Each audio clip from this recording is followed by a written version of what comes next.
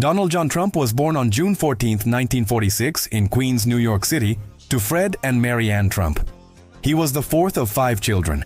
His father, Fred Trump, was a prominent real estate developer who built middle-class housing in New York's boroughs, especially in Brooklyn and Queens. His mother, Mary Ann, was a Scottish immigrant from the Isle of Lewis who arrived in the United States in 1930. Trump later credited both parents for shaping his worldview, his father for his business discipline and his mother for her strong personality and sense of tradition. Trump grew up in a financially comfortable household, but his upbringing was described as structured and demanding. Fred Trump expected his children to be competitive, results-oriented, and disciplined. From an early age, Donald Trump showed ambition and confidence. However, he also displayed behavioral challenges. At age 13, after incidents of misbehavior, he was enrolled at the New York Military Academy, NYMA. The decision was intended to provide structure, discipline, and a more controlled environment. At NYMA, Trump performed well. He participated in athletics, became a student leader, and earned the rank of captain. The academy experience reinforced themes that would later appear in his career: competitiveness, hierarchy, and a desire to command. After graduating in 1964, Trump briefly attended Fordham University, then transferred to the Wharton School of the University of Pennsylvania. Wharton was one of the few schools in the United States offering a dedicated real estate program at the time. Trump graduated in 1968 with a Bachelor of Science degree in economics. While still a student, Trump became involved in his father's business, observing negotiations, property management, and construction planning. After college, he formally joined the Trump Organization. During his early adult years, Trump also received student draft deferments during the Vietnam War and was later classified as unfit for service due to bone spurs, according to official documents. His critics questioned the circumstances, but records confirmed the classification. The environment Trump grew up in was shaped by 2 forces: New York City, as rapid urban changes, and Fred Trump, as expanding business operations. This combination gave him access to capital, contacts, and first-hand experience within the real estate market. By the time he reached his early 20s, Trump had developed a clear ambition to expand the family business beyond middle-income housing in boroughs and into large-scale, high-visibility projects in Manhattan. This background, wealth, discipline, military school structure, formal business education, and early exposure to real estate, formed the foundation of Donald Trump's public and professional identity. It set the stage for the next phase of his life: his transformation from a young businessman in Queens into one of the most recognizable real estate figures in the United States. After graduating from the Wharton School in 1968, Donald Trump joined his father's company, then known as Elizabeth Trump & Son. At the time, the firm focused on residential developments in Brooklyn, Queens, and Staten Island. Donald Trump sought to expand beyond the outer boroughs, believing that Manhattan offered greater financial and symbolic opportunities. In 1971, he moved to Manhattan and began pursuing larger, high-profile projects. Shortly after, he became the company's president and renamed it the Trump Organization. His first major breakthrough came with the redevelopment of the Commodore Hotel, a neglected property near Grand Central Terminal. In partnership with the Hyatt Corporation and with support from New York City through tax incentives, the building was transformed into the Grand Hyatt Hotel. Opening in 1980, the project was a commercial success and marked Trump's entry into Manhattan's elite real estate circle. It also demonstrated his ability to combine private investment with public agreements, a strategy he would continue to use. Trump's most symbolic project of the era was Trump Tower, located on Fifth Avenue. Completed in 1983, the 68-story skyscraper became both a luxury residence and a centerpiece of Trump's public identity. The building featured high-end retail, premium residential units, and a signature interior style of brass and marble.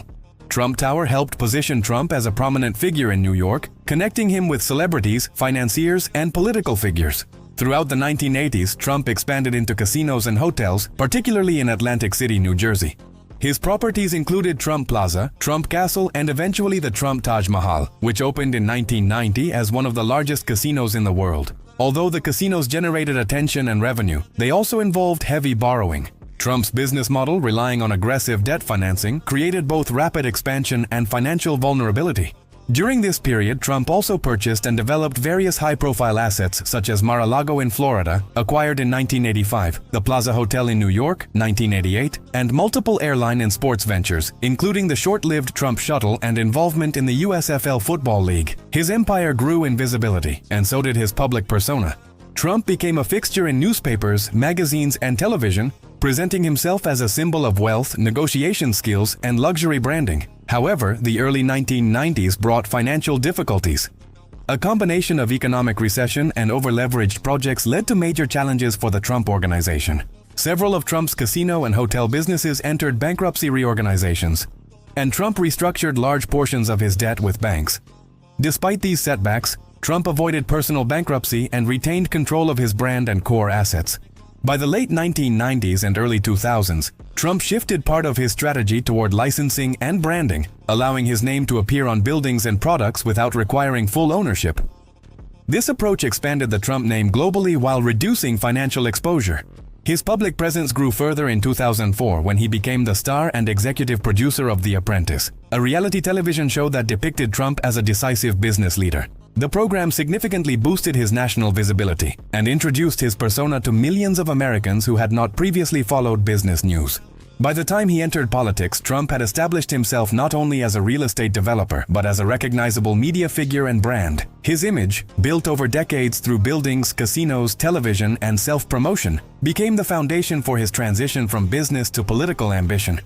Donald John Trump, born on June 14, 1946, in Queens, New York, rose from a family real estate business to become a national figure known for his high-profile deals and media presence. Before entering politics, he built a reputation as a billionaire entrepreneur and television personality through the reality show The Apprentice, which aired from 2004 to 2015. His public image combined wealth, controversy, and a knack for commanding attention, laying the groundwork for a surprising political journey. Trump officially entered politics on June 16, 2015, announcing his candidacy for the U.S. presidency under the Republican Party. Unlike traditional politicians, he positioned himself as an outsider ready to challenge Washington's establishment. His campaign slogan, "Make America Great Again," became a rallying cry, embodying a message of populism and change. He focused on three core pillars: revitalizing the U.S. economy and creating jobs, enforcing strict immigration policies, including building a border wall with Mexico, and strengthening national security. From the very start, Trump's campaign strategy relied on media dominance and direct communication with voters. During the Republican primaries, he competed against 16 candidates, including prominent figures like Jeb Bush, Marco Rubio, and Ted Cruz. Trump mastered the art of provocation, turning every controversial statement into free publicity. He conducted massive rallies where his direct, unfiltered speeches connected with disenchanted voters, particularly in industrial and rural regions. His use of social media, especially Twitter, allowed him to bypass traditional channels and speak directly to millions, shaping narratives instantly and effectively. By early 2016, Trump's victories on Super Tuesday cemented him as the Republican frontrunner. At the Republican National Convention in July, he was officially nominated, delivering a speech that reinforced his anti-establishment stance and promised a new era of leadership. As the general election unfolded, he faced Democratic nominee Hillary Clinton, challenging her credibility and highlighting controversies such as her private email use and alleged corruption. Throughout the campaign, viral moments, memes, and highly shareable content amplified his message far beyond traditional media reach. The November 8, 2016 election shocked many observers. Trump won the Electoral College 304 to 227, even though Clinton received more popular votes nationwide. Analysts attribute his victory to strong support in industrial states, his anti-establishment message resonating with frustrated voters, and highly effective digital advertising and social media engagement. On January 20, 2017, Trump assumed the presidency, beginning a term marked by bold rhetoric, economic protectionism, immigration reforms, and an unorthodox approach to foreign policy. Trump's journey from businessman to president illustrates the power of media mastery, personal branding, and understanding voter psychology. His 2016 campaign became a blueprint for modern political strategy, showing how viral content, persuasive messaging, and strategic storytelling can redefine an election. It's a story of disruption, influence, and the growing impact of digital communication in shaping public opinion. An example of how one individual can capture global attention and change the course of history. Donald Trump. Controversies, impeachment, and the 2020 election. Donald Trump's presidency was marked not only by significant policy decisions, but also by a series of controversies that shaped public perception and political discourse. His direct communication style, frequent use of social media, and unorthodox approach to governance drew both intense support and sharp criticism. While supporters praised his outsider status and bold policymaking, opponents often highlighted actions and statements they considered divisive or unconventional. Controversies and public scrutiny. Throughout his term, Trump faced scrutiny on multiple fronts, including communication via Twitter, handling of immigration policies, and responses to national crises. Policies such as the travel restrictions from certain countries, the separation of families at the border, and approaches to public health during the COVID-19 pandemic were heavily debated. These actions triggered nationwide discussions, legal challenges, and significant media coverage. Additionally, his administration encountered investigations regarding interactions with foreign governments and political appointees. While some of these inquiries did not result in formal charges, they contributed to a climate of controversy and shaped the narrative around his presidency. Media coverage and public debate reflected a polarized society, with supporters often framing criticisms as politically motivated, while opponents viewed them as evidence of misconduct or mismanagement. Impeachment proceedings. Donald Trump became the third U.S. president in history to face impeachment. The first impeachment, initiated in December 2019, concerned allegations related to interactions with Ukraine and whether he solicited foreign interference in the 2020 election. The House of Representatives voted to impeach him, while the Senate conducted a trial in early 2020, ultimately acquitting him on both articles of impeachment. A second impeachment occurred in January 2021. Following the events at the U.S. Capitol on January 6, Trump was charged with incitement of insurrection. Once again, the House voted to impeach, and the Senate trial concluded with an acquittal. These impeachment proceedings were historic, highlighting deep partisan divisions and raising questions about constitutional processes, presidential accountability, and political norms in the United States. Criticisms and defenses. Trump's administration was characterized by polarized public opinion. Critics emphasized his rhetoric, communication style, and approach to governance, arguing that certain actions and statements undermined political norms or social cohesion. Policies on healthcare, immigration, and environmental regulation also became focal points for criticism.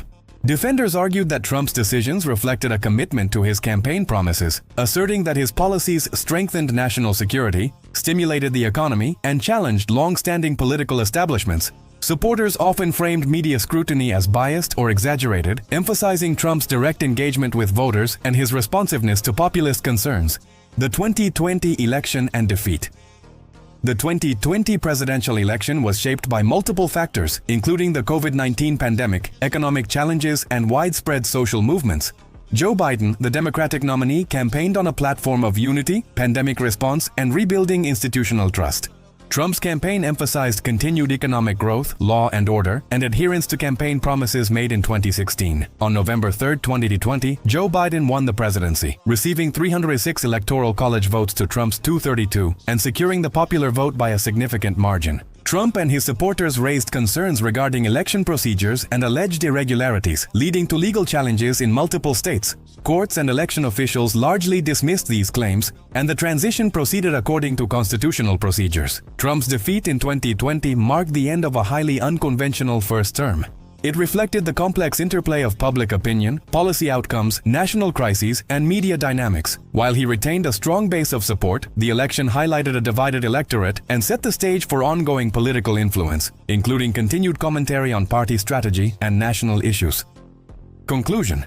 Donald Trump's presidency was defined by a combination of bold policy initiatives, unconventional leadership, and high-profile controversies. Impeachment proceedings, public criticism, and the 2020 election outcome illustrate the polarized nature of modern American politics. His term provides a case study in media influence, populist strategy, and the challenges faced by outsider leaders navigating traditional political systems, offering insight into both the possibilities and limits of transformative leadership in contemporary governance.